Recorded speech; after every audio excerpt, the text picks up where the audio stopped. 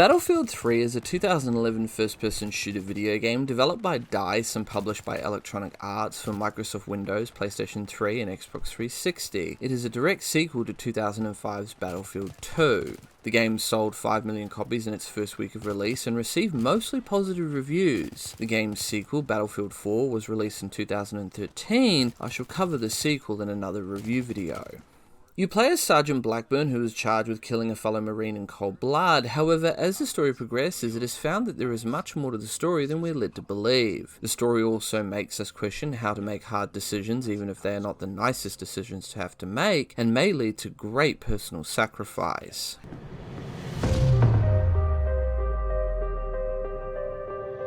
Solomon's using the PLR. He is an overseas asset, and he has been for years. He used me, and he uses everyone.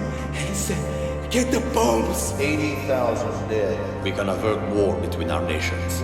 Playing with Blackburn, you're tasked with tracking down al-Bashir, a terrorist leader who Blackburn tries to convince his captors is real, and has what is known as mini-nukes or suitcase nukes, Cold War type technology. What's known today as a portable nuke with a very destructive capability. The game's single-player campaign is lengthy with a gripping story, which makes it stand out. The writers of the story did a very good job, something the latter Battlefield games lost completely. The game is broken up into different sections, much in the same vein as Call of Duty, something that works very well. Instead of just boots on the ground, shoot this enemy, fire this gun at this enemy, you get to experience different types of combat situations. For example, there's a mission where you get to fly in a jet and bomb an enemy airfield and shoot down enemy jets, which is some of the best aerial combat I have played, second only to Call of Duty Infinite. The lock-on missiles work perfectly, and the explosions from enemy jet fighters looks amazing and realistic.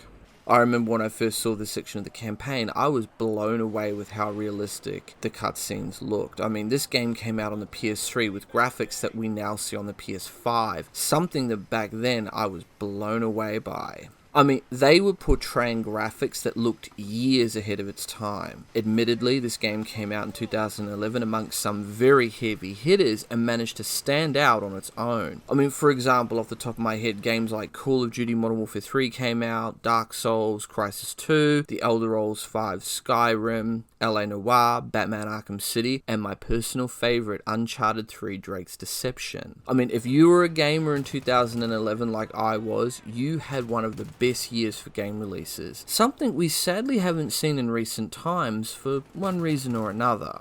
You also get to drive around for a section of the game in a tank and take part in various tank fights and take on other enemy tanks at range in cars filled with suicide bombers. There's also a short section where you must assist with blowing up explosives so you can proceed with your tank. Something which was unique because most tank missions in games you stay in the tank the whole time, but in this one there is a short section where you get out and get involved in a pretty serious firefight.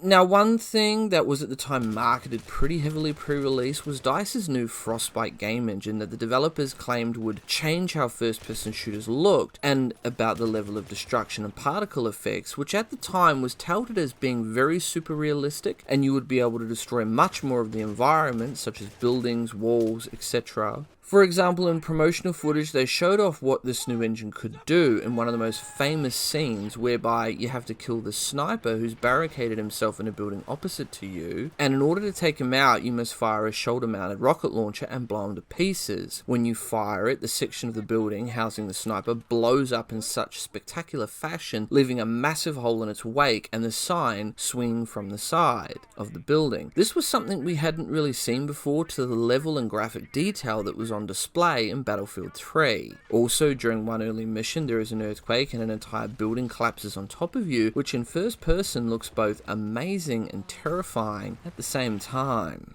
Another defining moment was near the end of the game. There is this massive radio tower that gets hit by enemy fire and comes crashing down. That kind of destruction blew me away, and I was amazed at how far gaming at that point had come, and I am still being amazed.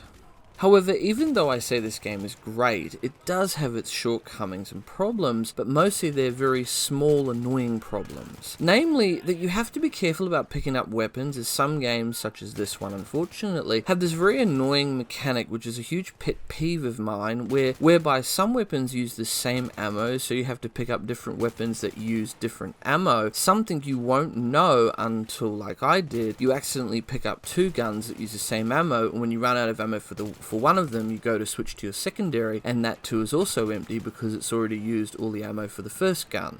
This game also has QuickTime moments, most of which aren't really annoying, but in saying that, there is this one where you have to stab a rat in a drain pipe with a knife, and if you don't, you'll fail and you'll have to do the section over again. The last and probably the most worst thing about Battlefield 3 was the gun recoil. Now, DICE went with the more realistic option, which I have to say makes this game look and feel great, and they were trying to be as authentic as possible. No argument there. They were trying to make the guns function like they would in real life. However, the recoil on the guns makes them hard to aim with, and 9 times out of 10 you'll waste ammo trying to kill enemies, and more often than not you'll be killed by the enemy and have to restart sections of the game. There's also a lot of sway with the weapons, and reloading a gun can take a few seconds, as it also made a new animation for how the character reloads their weapons. All in all, I loved Battlefield 3, and still to this day, almost a decade on, still fondly play Battlefield 3. And now that it is on Xbox Game Pass and backwards compatible on the Xbox Series X, it is great to be able to go back and relive some great memories I had of playing this game back in the day. If you enjoyed this review, please like, comment and subscribe for more video game reviews just like this.